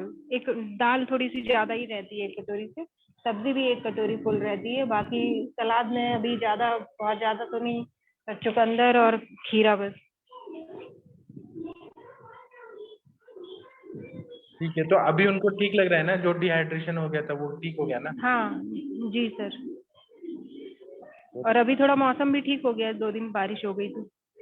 अच्छा, वो डिहाइड्रेशन नहीं होना चाहिए ये एज में, तो फिर बहुत ज्यादा जी तकलीफ सर। होगी। और वो सर उनके साथ ये प्रॉब्लम है कि जैसे खिचड़ी खाएंगे अगर ना, मतलब कोई भी लिक्विड टाइप की डाइट पे रहेंगे तो उनको मोशन होते हैं, विरेचन हो जाते हैं। और जब सॉलिड फूड खाते हैं तो फिर नहीं होते, तब फिर ठीक रहता है सुबह शाम। अच्छा, ठीक है। और एक और पेशेंट ऐसे आए थे अभी, वो 92 ईयर्स के हैं। तो उनका भी यही कहना था कि वो 3 दिन तक उनने खिचड़ी खाई सुबह शाम, तो हाँ उनको मतलब ऐसे मोशन हुए कि उनको पता ही नहीं चल रहा था बिस्तर में, मतलब पूरे कपड़े खराब हो जा रहे थे लेटे लेटे। हाँ हाँ। तो ऐसा क्यों हो जाता है सर? और वही अगर फिर रोटी खा लेते थे या चावल, तो फिर वो सॉलिड मतलब टाइट मोशन होने लगता था, कॉन्स्टिपेशन था उनको। कहीं ना कहीं ग्रहणी दृष्टि रहती है। ग्रहणी जो रहता है ना वो वीक रहता है, जैसा खाते हैं जी वैसा ही निकलता है। जी जी हाँ, ग्रहणी को मजबूत करने वाला दवाई देना पड़ता है, परपटिक जी सर। विजिट जी कल्पना। सर। अब वो सर 91 ईयर्स में तो अग्निमान भी रहेगा फिर, मतलब ऐसे में अगर घृत कल्पना देंगे तो। ठीक है, आप करिए फिर हमें बताइएगा। और जी कोई सर। केस है आपके पास वर्षा मैम? हाँ सर, मुझे अंजना मैम से पूछना था, वही एक आप जो। अंजना मैम पूछिए। अंजना मैम, क्या आपसे कोई केस पूछना चाहती हैं? हेलो, प्रणाम मैम। हेलो, हाँ मैम बताइए। हाँ, प्रणाम मैम। मैम एक 30 ईयर्स ओल्ड है एक पेशेंट, और उसके 2 बच्चे हैं। तो जब उसकी फर्स्ट डिलीवरी हुई, डिलीवरी के बाद से उसको वाटरी डिस्चार्ज होने लगा, मतलब एकदम यूरिन जैसा। वो दिन भर मतलब एक बहुत मोटा सा कपड़ा यूज करती थी और पूरा भीग जाता था, 2 बार चेंज करना पड़ता था। फिर यूरिन के लिए बैठती थी तो यूरिन नहीं होता था। ऐसी प्रॉब्लम उसने 6 साल तक झेली। उसके बाद 6 से 7 साल बल्कि हो गए होंगे। फिर अभी जब मेरे पास आई थी शुरू में, तो मैंने उसको सबसे शुरू में बस वो एक सुपारी पाक का एक नया कोई कॉम्बिनेशन आया था, एक वो दिया था। और ये प्रद्रांतक लौ और पुष्यानुक चूर्ण और एक और कुछ चीज दी थी, और एक यूट्राइन टॉनिक दी थी। तो उसको उसने एक दिन 15 दिन लिया, फिर उसके बाद शतावरी चूर्ण वगैरह भी दिया साथ में, 1 महीने किसका समझ लीजिए। तो 1 महीने में उसको बहुत कम इतना हो गया कि उसको कपड़ा यूज नहीं करना पड़ता था। फिर आपने मुझे गाइड किया था इसी केस में, वो सब मतलब कि ये मतलब न्यूट्रिशनल वैल्यू की वजह, मतलब कम होने की वजह से भी हो जाती है ये प्रॉब्लम। तो उसको ये सब दिया था मैंने, जो भी आपने बताया था मुझे, शतावरी क्या बोलते हैं, गिलोय सत्तो पुड़िया बना के। उसके बाद वो काफी ठीक हो गई पहले से, लघुमाली वसंत वगैरह सब दिया। फिर वो ब्रेक कर गई, 2 महीने बीच में नहीं आई। अब अभी आ रही है, तो अभी उसको मैंने पुष्यानु सोम रोग समझ के, समझ लीजिए कि चंद्रप्रभावटी, पुष्यानुक चूर्ण, लोध्रासव और एक और चीज, एक क्या दिया था, हाँ बस यही दिया। पर उसको कोई फर्क नहीं पड़ रहा है मैम। क्या हाँ दूं? मैम, हाँ बच्ची क्या है, वो अनमैरिड है? नहीं नहीं, मैरिड है, 30 ईयर्स की है, 2 बच्चे हैं उसके, और फर्स्ट उसकी वजह से हो रहा है उसको। हाँ, मैंने उसको पुड़िया में जब आपने बताया था मुझे, लघुमालिनी वसंत, शमनी वटी, मुक्ता शुक्ति, प्रवाल पंचामृत, भूमियामल की, धात्री रसायन, त्रिवंग भस्म, गिलोय सत्व, सेकंड तो बच्चा ये सब कितना बड़ा दिया है? था। चंद्र सेकंड बच्चा, प्रभावटी दी थी, आरोग्यवर्धक दूसरा बच्चा 4 कितना साल। बड़ा? जी, दूसरा बच्चा भी शायद 3 साल का मैम। फीडिंग तो नहीं करा रही है, ब्रेस्ट फीडिंग? अभी अब नहीं करा रही है, पर जब पहले आई थी तब करा रही थी। हस्बैंड क्या काम करता है? वो कुछ नहीं करता, स्ट्रेस तो है, हस्बैंड कुछ नहीं करते हैं, उस घर में ही रहते हैं, और थोड़ा सा मेंटली हाँ रिटार्डेड टाइप के लगते हैं वो। इन्वेस्टिगेशंस भी कराना पड़ेंगे आपको। रिकरेंट हुआ ना? रिकरेंट का मतलब ये है कि आपने मेडिसिन दी थी, तो जो भी आप वहाँ पे जो भी दोष था वो और एक तरह से उसका जो है ना दोष का निवारण नहीं हो पाया, दोष का शमन हुआ कुछ समय के लिए, ठीक है। जी तो दोष का निवारण करना है तो पहले तो आपको एक बार पूरा, जैसे मैं बताती हूँ अक्सर की इन्वेस्टिगेशन करा लीजिए, HIV वगैरह भी करा लीजिए ऐसे केस में। जी मैम। BBRL, हाँ BBRL वायरल मार्कर करा लीजिए और ब्लड शुगर करा लीजिए, HbTLC करा लीजिए। सिंपल तो करा ही लीजिए। अगर यूरिन मैम उसका सिंपल रिकरेंट नहीं हुआ है, मैं बस ये पूछ रही हूँ कि जैसे उसको बहुत ज्यादा फ्लो था ना, 2 बार कपड़ा, मोटा मोटा कपड़ा यूज करती थी, वो उसका बंद हो गया।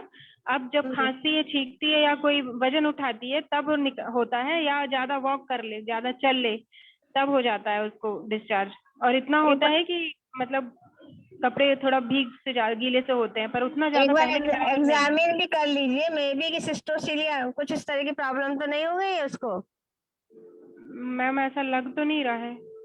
एक बार देख लीजिए, क्योंकि डिलीवरी के बाद कभी कभी ऐसा होता है। नहीं तो आप ऐसे केसेस में जैसे लगता है कि पेशेंट को डिस्चार्ज ज्यादा है, और तो जैसे मैंने अभी बताया कि हल्का सा, मैं तो ऐसे केस में गृहिणी पे काम करूंगी, जी गृहिणी पे काम करूंगी और दीपन पाचन अच्छे से दूंगी, थोड़ा नित्य विरेचन भी दूंगी, थोड़ा सा लीवर पे भी एक अच्छा सा, लीवर पे थोड़ा सा काम करके उसकी थोड़ी भूख बढ़ाऊंगी, फिर रस धातु को जी उसको प्रॉपर लेके आऊंगी। और उसके बाद जैसे स्वर्ण वसन मालती तो ले नहीं पाएगी, तो लघु वसन मालती तो ले पाएगी।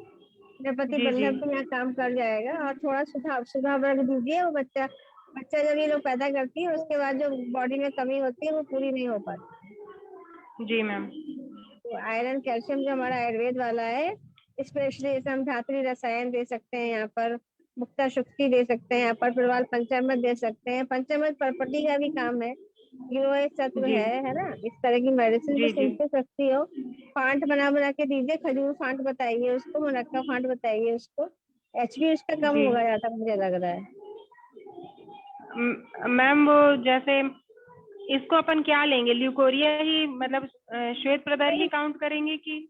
मैडम बिना एग्जामिन करे आप कुछ नहीं कह सकते। मरीज को सबसे पहले कहते हैं ना, वही वाली जो हमारे यहाँ बताया है कि प्रश्न, उसको पहले प्रश्न पूछना है, फिर उसका स्पर्श करना है ना, फिर दर्शन करना है। तो जैसे हम उसको उसी क्वेश्चनिंग के बाद, इंट्रोगेशन के बाद एक बार उसको टच करेंगे, उसका उसको एग्जामिन करेंगे, तभी हम प्रॉपर इन्वेस्टिगेशन, प्रॉपर मतलब पेशेंट को चेक कर पाएंगे ना।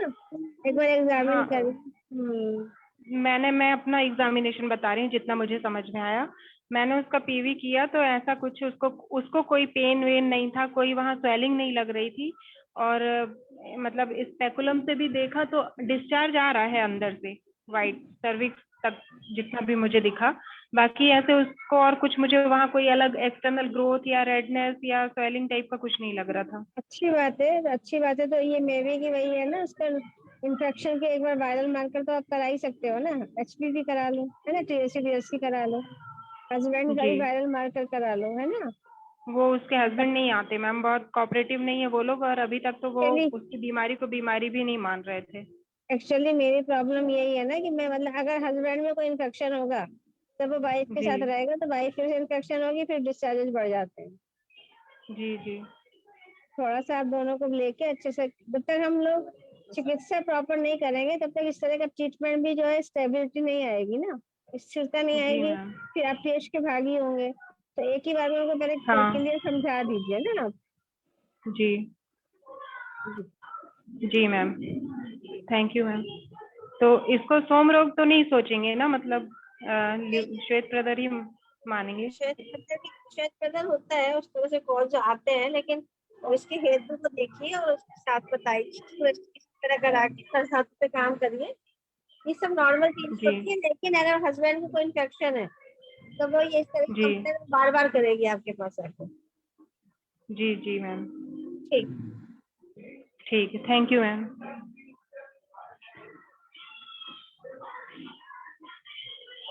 ठीक है, और किसी को कुछ पूछना है? शशि मैम आप चैट बॉक्स में कुछ पूछ रही थी शायद, मैम नहीं है। हेलो और सर। हाँ हेलो। जी बोलिए। हाँ मैंने सर वो पिक्चर डाला है ग्रुप में, वो जो बोले पहले आप बोल रहे। नाम बस करिए मैम, फिर पता चलेगा, और हाँ एक्सरे निकाल के क्या डिफॉर्मिटी, कितना है डिफॉर्मिटी वो पता चलेगा। अच्छा अच्छा ठीक है।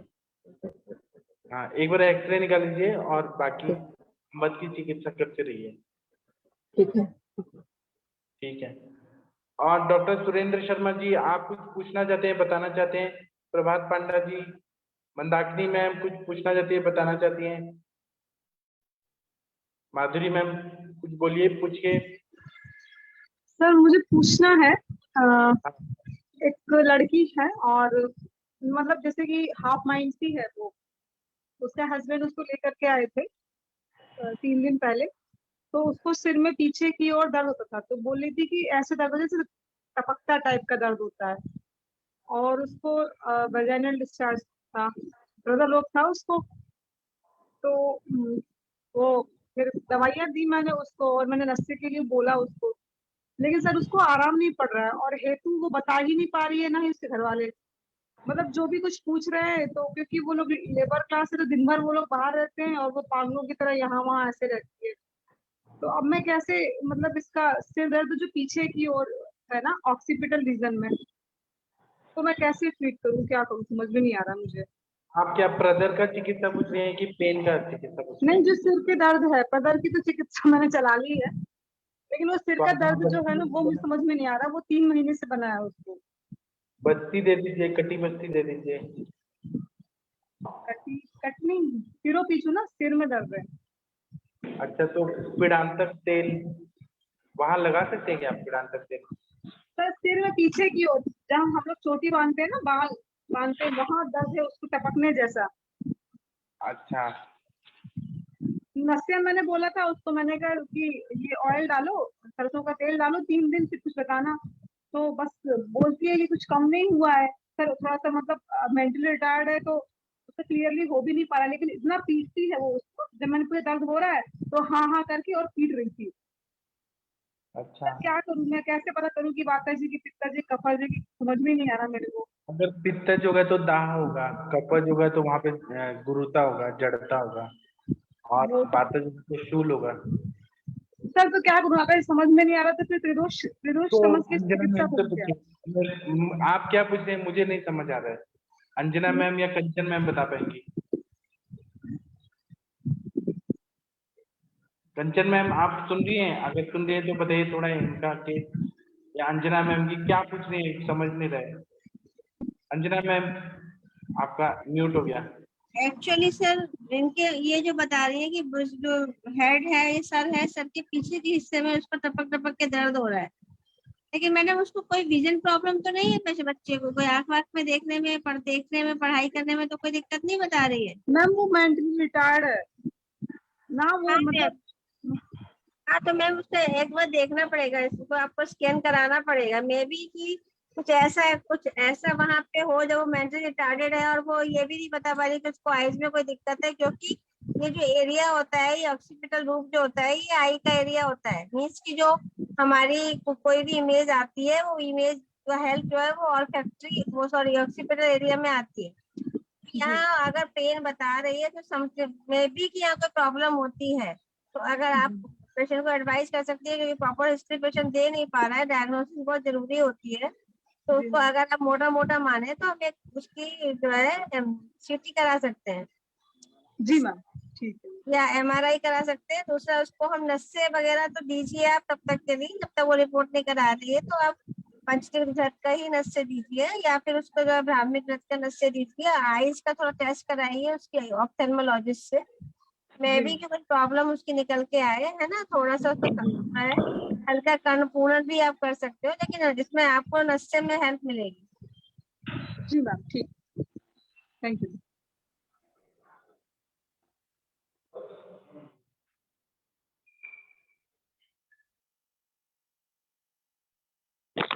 ठीक है, और किसी को कुछ पूछना है, बताना है, पूछिए, बताइए। कोई और कुछ पूछना चाहते हैं? अजय जी, आपकी बच्ची का कैसा है अभी तबीयत? डॉक्टर अजय कात्यायन जी।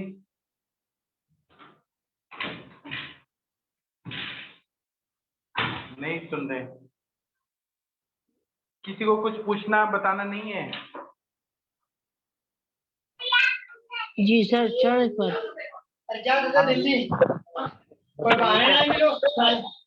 तबीयत तो उसकी ठीक है सर, नहीं मतलब ठीक नहीं है सर, वैसी ही कंडीशन है।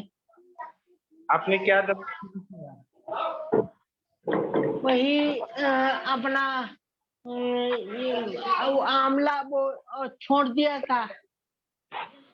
ये क्या नाम, ये मुरब्बा वो वाला, और तो हमने विषय कुछ किए नहीं, क्योंकि आपसे पूछा भी नहीं हमने इसी वजह से। ठीक है, हम बताएंगे आपको। और कोई कुछ पूछना चाहते हैं, बताना चाहते हैं? चंद्रशेखर जी आप? सर मुझे कुछ पूछना है। हाँ सर, एक मिनट मैम, रुकिए। चंद्रशेखर जी आप पूछिए। जी सर, आज पेशेंट एक हमारे पास सर आई थी, फीमेल पेशेंट 22 ईयर की। सर उसको पीलिया था। उसका ये कंप्लेन था कि तीन दिन से हमको भूख नहीं लग रही, खाना खाते वॉमिटिंग हो जाती है।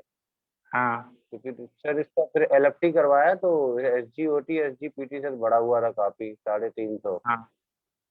और उसका सर सीरम बिलिरुबिन था 7.5। और हेपेटाइटिस बी पॉजिटिव निकला।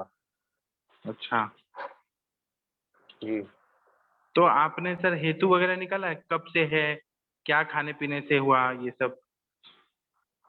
तो सर उसकी फैमिली हिस्ट्री में था, मतलब उसके परिवार में ही 2 लोगों को पहले ही हेपेटाइटिस बी पॉजिटिव रह वो चुका ठीक है, लेकिन वो हेपेटाइटिस, अच्छा ठीक है, लेकिन और भी कुछ हेतु मिला कि तेल मिर्ची मसाला पित्तवर्धक आहार विहार खा रहे हैं बहुत दिनों से? वो सर उसमें ये था कि उसको ईचिंग था बॉडी में, तो वो कहीं से एलोपैथिक मेडिसिन ली थी। अच्छा, हाँ। और आप कुछ सर एक काम करेंगे, वो जो रिपोर्ट है वो ग्रुप में भेज देंगे तो और थोड़ा अच्छे से मैं बता पाऊंगा। ऐसे में ऊपर ऊपर से दवाई बता देता हूँ, ठीक है? एक तो ये आरोग्यवर्धिनी बटी दे दीजिए, लिवामृत, लिवोग्रिट, है ना, फल त्रिकादिक्वात, यकृत प्लेहरिलो, एरंड पत्र का स्वरस, मूली का स्वरस दे सकते हैं, विरेचन, कामलही तो विरेचन है, ऐसे है। और बाकी रिपोर्ट आप भेजेंगे ना ये हेपेटाइटिस बी का ऑस्ट्रेलिया एंटीजन कितना बढ़ा हुआ है, उस हिसाब से और अच्छे बता पाएंगे। जी ठीक है। हाँ, इनके केस में कोई और हेल्प करना चाहे तो बता सकते हैं। डॉक्टर सुरेंद्र शर्मा जी या कंचन मैम कुछ हेल्प करना चाहे तो कर सकते हैं, लेकिन मुझे रिपोर्ट्स देख के और अच्छे से समझ आएगा। जी मैं कल भेज दूंगा सर रिपोर्ट। ठीक है, मंदाकिनी मैम आप क्या बोल रही थी, अब बोलिए आप। सर एक पेशेंट है मेरी, उसको हेपेटोमेगेली और ग्रेड 1 फैटी लीवर है। सर उसको ट्रीटमेंट चल रहा था, तो उसको आराम था। 15 दिन के बाद उसकी दवा छूट गई मेरे घर जाने से। लेकिन सर उसको थायराइड भी था, थायराइड की वो दवा खा रही थी, तो उसका थायराइड कंट्रोल में है, एलोपैथिक दवा ले रही है वो। लेकिन सर क्या हुआ कि जैसे ही उसकी दवा छूटी ना, तो फिर उसको स्वेलिंग फिर से आ गई शरीर में। तो सर इसमें मतलब ये मुझे कोरिलेशन समझ में नहीं आया कि हिपेटोमेगेली की वजह से शरीर में सूजन हो रही है या कोई अन्य कारण से। क्यों, यकृत की दृष्टि रहती है तो वहाँ उसकी वजह से शोथ नहीं आता है क्या? शोथ की चिकित्सा में आप पुनर्नवासव, पुनर्नवारिष्ट ये सब देंगी ना, पुनर्नवा मंडोर। यकृत की भी, यकृत भी काम करेगा, शोथ भी काम करेगा। गुड़ अदरक प्रयोग करिए, शुंठी प्रयोग करिए, शोथग्न गण के क्वाथ, गुक्षरति गुगुल चंद्र प्रभावटी, कितना बढ़िया काम करता है। Thank you sir, thank you. हाँ, लेकिन यकृत के वजह से पूरा सर्वांग शोथ आता है, क्योंकि यकृत ही हमारा मेन है। यकृत खराब हुआ कि पूरा बॉडी में स्वेलिंग आना शुरू होता है, तार्किक विभाजन विकृत हो जाता है। जी ठीक है। हाँ, डॉक्टर रोहित कपिल शर्मा जी कुछ बोलना चाहते हैं आप? सर प्रणाम सर। डॉक्टर, हाँ सर, कहाँ थे आप इतना दिन? मुझे सर इधर ही हूँ सर आज। नहीं सर, इधर ये रोज सुनता हूँ पर बोल नहीं पाता हूँ, ड्यूटी होती है सर। हाँ सर, बताइए सर। सर एक पेशेंट है सर मेरे पास आया हुआ ना, दुष्ट प्रतिशय का। हाँ। और सर वो उसकी 3 मंथ प्रेगनेंसी है, और जब उसके सर मैंने विरेचन किया षडबिंदु तेल से सर ना, उसका नस शिरो विरेचन, सर वो तेल अंदर नहीं जा रहा है सर। पेट दर्द? नहीं सर, नस से करते हुए ना सर, ब्लॉकेज बहुत ज्यादा है। कहाँ पे हो रहा है तकलीफ? एक्चुअली सर उसको ना वो है दुष्ट प्रतिशय, साइनोसाइटिस सर, क्रोनिक। वो ठीक है, लेकिन शुष्क प्रतिशय ऐसे है? दुष्ट सर जिसको हम पीनस बोल सकते हैं। प्रतिशय। अच्छा, दुष्ट प्रतिशय बोल रहे हैं। तो आप जी। सर मेरा भ्रंशतु शब्दवर तेल डालिए, नहीं तो आप ना उनको ये डालिए, चित्रक हरित की अवलेह दे दीजिए। और दीपन पाचन अच्छे से होना चाहिए। और दुष्ट प्रतिशय है जहाँ पर भी कहीं ना कहीं मांस दुष्टि रहती है, तो वहां पे मांस पाचक है। हाँ, मांस पाचक दीजिए। सूक्ष्म त्रिफला AKT दे दीजिए, देखिए कितना अच्छा फायदा होता है। सर वो सूक्ष्म प्रेग्नेंट त्रिफला मैं है आपसे सर, लूंगा। वो कितने महीने की हाँ। प्रेग्नेंट है सर? 3 मंथ। अच्छा। हाँ, तो त्रिफला गुगुल को थोड़ा ध्यान से दीजिए। बाकी कैशोर गुगुल दे सकते हैं, सूक्ष्म त्रिफला दे सकते हैं थोड़ा सा। सर वो आपसे मंगवाता हूँ, सूक्ष्म त्रिफला यहाँ मिलता ही नहीं सर कहीं नहीं। हाँ, दुष्ट प्रतिशय है तो हम ब्रंशतु शब्दवर तेल डालते हैं, 2-2 ड्रॉप जी भी जी डाला तो पूरा ठीक हो जाता है सर। सर एक्चुअली सर उसके ना राइट नॉस्ट्रिल में डालो तो चलेगा, लेफ्ट में डालो सर अंदर ना तेल एक ड्रॉप भी अंदर नहीं गया, कम से कम 20-25 मिनट को लटा रखा मैंने। वो मेरा ब्रंशतु शब्दवर तेल है ना, डालते ही पूरा खोल देता है स्रोतस को। Okay sir. बाकी इनके केस में कोई और हेल्प करना चाहे तो कर सकते हैं। त्रिफला गुगुल नहीं देना चाहिए क्योंकि कभी कभी विरेचन ज्यादा होता है प्रेगनेंसी में। नहीं वो नहीं दिया सर, वो कुछ नहीं दिया मैंने उनको व्यवशादी वटी दी थी मैंने, क्योंकि उसमें त्रिकटु है, मैंने चलो उसमें कुछ उष्ण काम करेगा ये। हाँ, जब त्रिकटु चूर्ण, पंचकोल चूर्ण दे सकते हैं शहद के साथ थोड़ा थोड़ा। हाँ जी सर। और पानी पीने का ज्यादा हिस्ट्री है क्या? ज्यादा वो पानी सर पीने? नहीं सर वो नहीं है एक्चुअली, क्या वो बोल रही थी कि मैं नारियल पानी पी रही हूँ, मैंने नारियल पानी नहीं पीना, अभी नहीं पीना।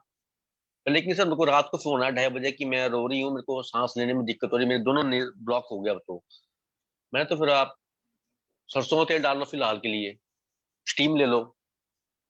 अच्छा, तो उन्होंने किया, लेकिन सर नहीं बहुत ज्यादा है, पेनफुल है, क्या मतलब उसको उन्होंने आंसू को रोका है, अश्रु वेग का अवरोध किया है क्या? नहीं सर उनको- अब रोने नहीं किया, वो रोई वो सर, मतलब अगर आपको रोना है तो रो लो आप। और उनको कॉन्स्टिपेशन का हिस्ट्री है, मल वेग नहीं सर अवरोध? नहीं सर बाकी वो कुछ भी नहीं है। हाँ, ठीक अभी है ये सर मैं आपसे ना मंगवाता हूँ ये सूक्ष्म त्रिफला और ब्रह्मस्तु वाला ये नस्य। जी, ठीक है ठीक है सर। आप आए बाहर, बहुत अच्छा लगा, आप आए तो बहुत अच्छा लग रहा है। Thank you sir, thank you, प्रणाम सर। Thank you sir. और किसी को कुछ पूछना है? मंदाकिनी मैम आप कुछ पूछना चाहती? इनके केस में कुछ बताइए, आपको क्या लग रहा है? दुष्ट प्रतिशय है और प्रेगनेंसी है 3 मंथ का, क्या देना चाहिए? मंदाकिनी मैम आप क्या देंगी? प्रतिशय कितना पुराना है सर, ये भी तो पता होना चाहिए।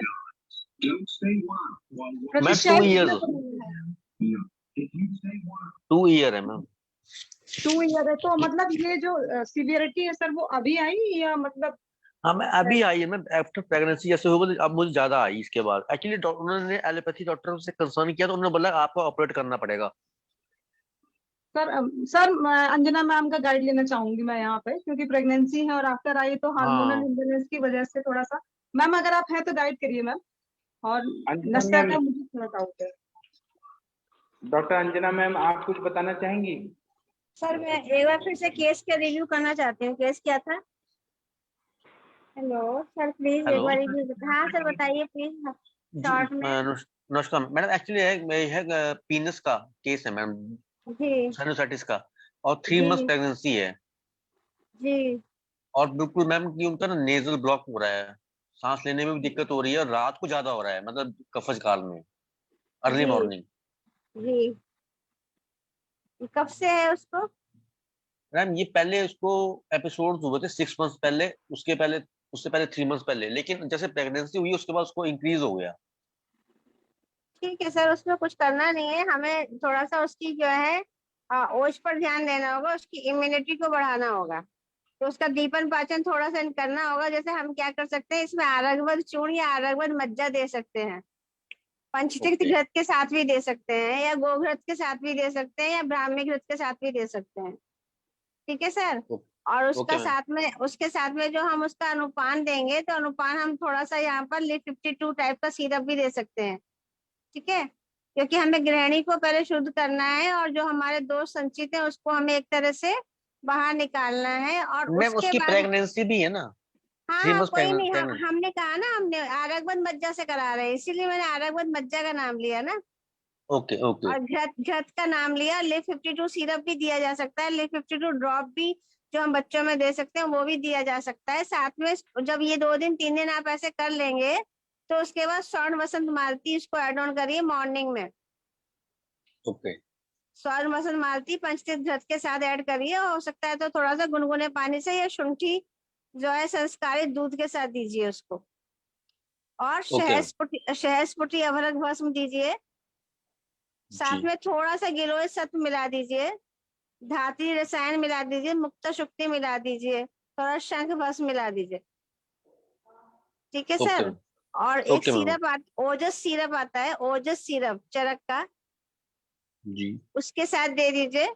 और इस पेशेंट थोड़ा अच्छा फील करे उसके लिए क्या करिए कि उसको डायरेक्ट पंखे के नीचे नहीं बैठना होगा।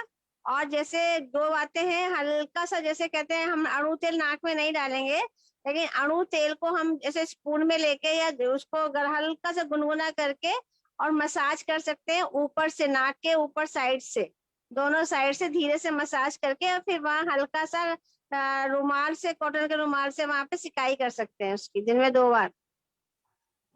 मैम वो तो उन्होंने किया, उनको रिलीफ ही नहीं मिल रहा है चीज से। मैंने नहीं, खुद का नस से किया। हाँ पहले 2 नस से नहीं किया जाएगा। मैंने क्या कहा, मैंने कहा ऊपर से लगाना पड़ेगा, ऊपर से हल्का गुनगुना करके ऊपर से लगाइए, चाहे पंचतीर्थ घृति लगाइए, ऊपर से नाक के ऊपर दोनों साइड से लगा के, और फिर गर्म कपड़ा या रुमाल लेके उससे सिकाई करें, लेकिन डायरेक्ट हवा में नहीं रहना होगा उनको। और अगर पॉसिबल होगा तो वही शुंठी और जीरे का पानी उबाल के ठंडा करके या गुनगुना पानी पियेंगी तो और फायदा करेगा। समय लगेगा सर, 1 वीक लगेगा, लेकिन आराम हो जाएगा। दोषों का पाचन होने में समय लगेगा। हाँ जी वो तो है, क्योंकि वो बिल्कुल क्लियर उत्पन्न हो गया बहुत ज्यादा। हाँ थोड़ा हेतु पे ध्यान दीजिए, कहीं ना कहीं कुछ गड़बड़ हुआ है ना, हेतु को नहीं ऊपर देखिए। हेतु तो मैंने वो बंद कर दिया कि वो थोड़ा एसी में थी, दूसरा फिर वो नारियल पानी पी रही थी, ज्यादा पानी पी रही थी, वो तो मैंने किया था उनको कंट्रोल। देख लीजिए। हाँ बाकी जब ट्रीटमेंट थोड़ा यहाँ पे स्वर्ण योग देंगे तो जल्दी आराम मिलेगा। स्वर्ण वसन मालती दीजिए और शेषपुटी अभ्रक दीजिए। सर साथ में सर उनको साथ में नाड़ी शोधन प्राणायाम जरूर करवाइए। तो शोधन प्राणायाम करने से जो वहाँ के नोस्ट्रल्स के जो भी है ना नाड़ियां, वो सर वो खुलने लगेंगी। तो जो आपको प्रॉब्लम लग रही है ना कि एकदम जाम रह रही है, तो वो नाड़ी शोधन प्राणायाम से ही वो रेक्टिफाई होने लगेगी सर। वही है ना, एक्चुअली वो जब जैसे डे टाइम है ना तब उनको ठीक लग रहा है, जैसे गर्म होगा मौसम, जैसे ठंडा होगा मैं कफज काल आएगा उनको दिक्कत बढ़ रही है। हाँ सर, प्राणायाम कराएंगे ना तो चंद्र नाड़ी और सूर्य नाड़ी दोनों का समान धीरे धीरे कंट्रोल में आने लगेगी सर। अब चूंकि गर्भवती है तो हम ये नहीं बोल सकते कि आप सूर्य नाड़ी ज्यादा दे दीजिए। अभी 3 महीना है, 3 महीने तक तो हमको बचाना है ना, तो नाड़ी शोधन प्राणायाम से बहुत अच्छा रहेगा सर इसका रोल। और बाकी मेरे हिसाब से जैसे कि आप पोटली बना करके बचा चूर्ण वगैरह की, या किसी की ऐसे सूंघने को, या फिर ये यूकेलिप्टस का जो ऑयल होता है उसको रुमाल भिगा के सूखने के लिए, तो खोलने के लिए, ये मेरे हिसाब से ठीक है। बाकी आप देख लीजिए, आपका ना पेशेंट आप देख रहे हैं तो। ठीक है मैम, ठीक ओके, थैंक यू मैम, सबको थैंक यू।